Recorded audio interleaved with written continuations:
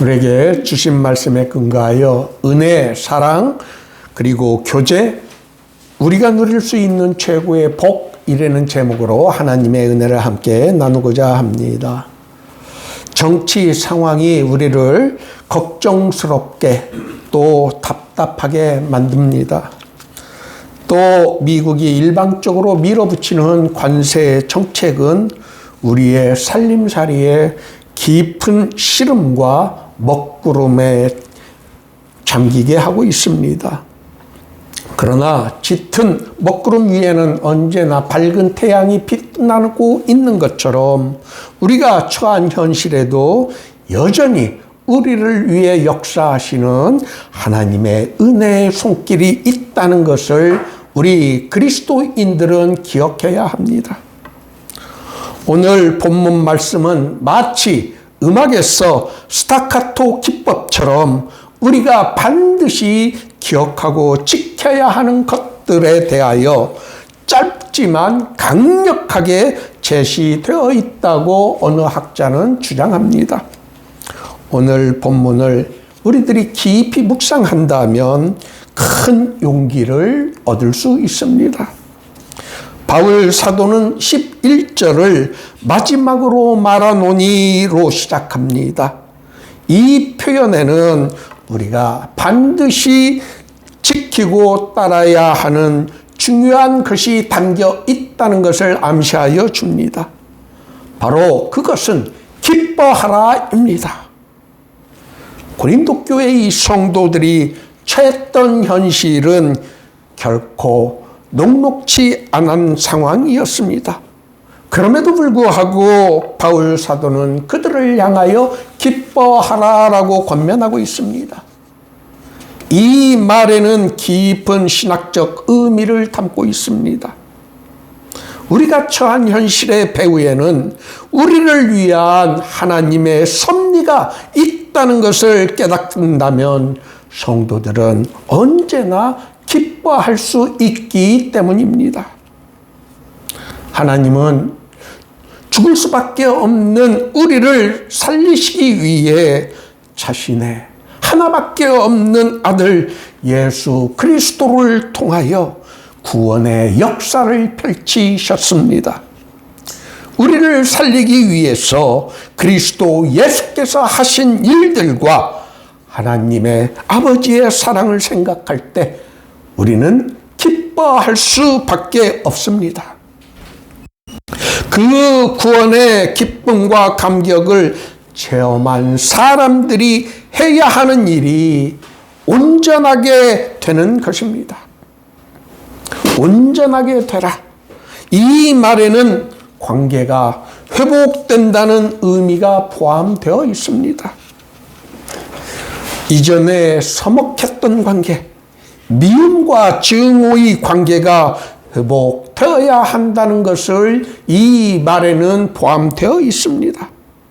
그래서 예전과 달리 영어 NIV 성경은 이를 strive for full restoration이라고 번역하였습니다. 온전하게 되라라는 권면에는 먼저 하나님과 화해하고 사람과의 관계가 회복되어야 한다는 것을 의미하고 있기 때문입니다.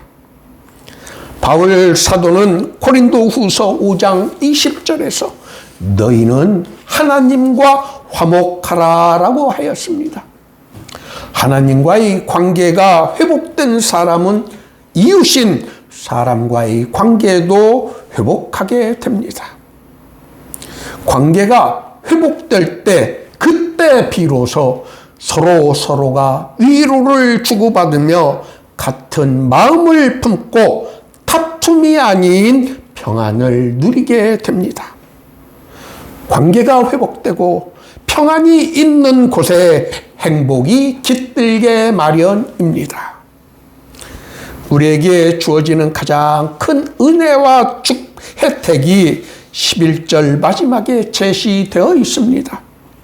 사랑과 평강의 하나님이 너희와 함께 계시리라 라는 말씀처럼 우리가 이 세상을 살면서 누릴 수 있는 큰 축복은 없습니다.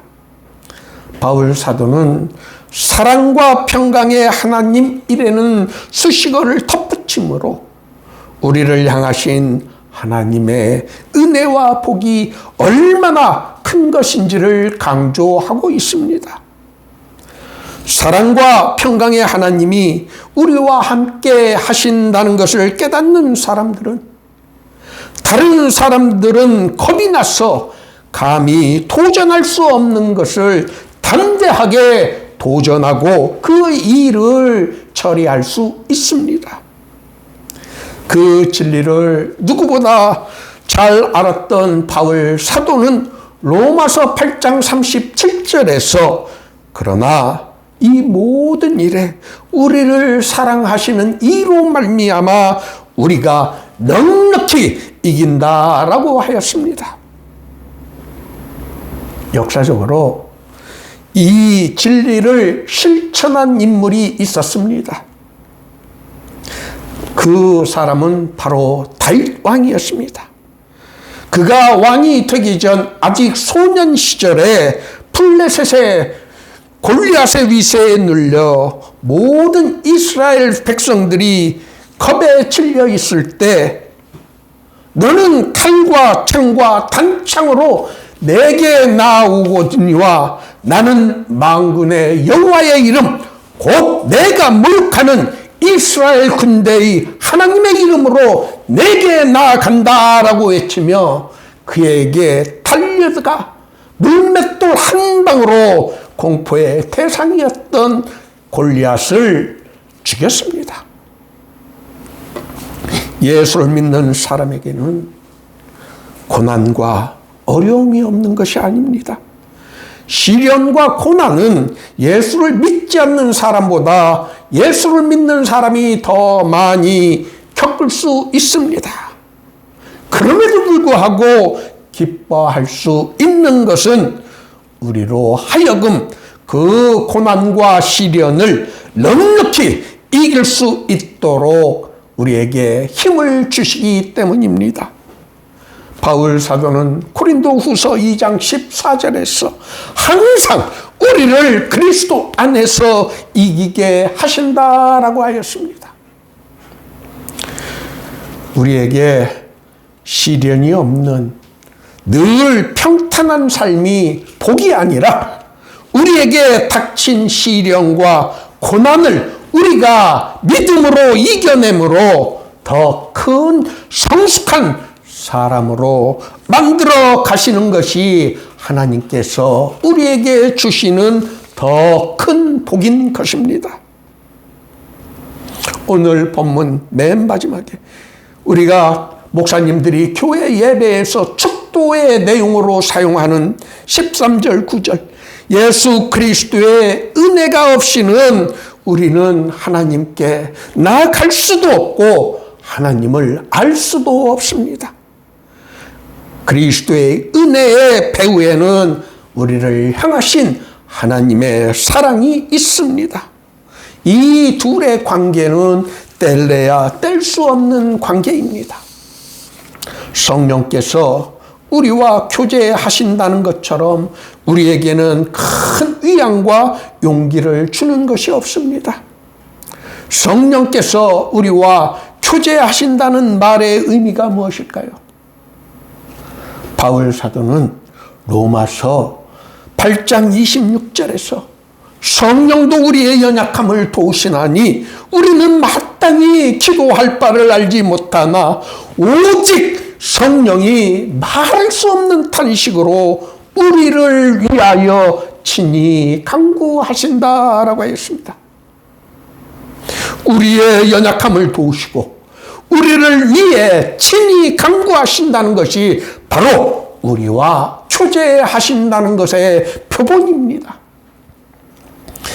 우리가 이것을 깨달을 때 비록 사망의 음침한 골짜기를 우리가 다녀야 할지라도 우리가 두려워하지 않고 겁을 내지 않게 되는 이유는 바로 성령께서 우리와 함께 교제하시고 있기 때문입니다. 우리와 교제하시는 성령 하나님께서 우리와 함께 하신다는 것처럼 우리에게 희망과 용기 그리고 능력을 주는 것은 없습니다. 우리가 언제나 담대하고 모든 시련들을 이길 수 있는 근거가 바로 예수 그리스도의 은혜, 하나님의 사랑, 그리고 성령의 교제하심이 우리와 늘 항상 함께 하고 계시기 때문입니다. 그래서 바울 사도는 고린도 교회의 성도를 위한 최고의 축복 기도를 고린도서신 맨 마지막으로 장식하고 있었던 것입니다. 오늘 모두의 교회 예배에 참석하신 여러분 모두가 이 놀라운 은혜와 특권과 혜택과 또 성령 하나님께서 우리에게 주시는 능력을 누리실 수 있기를 예수님의 이름으로 축원합니다.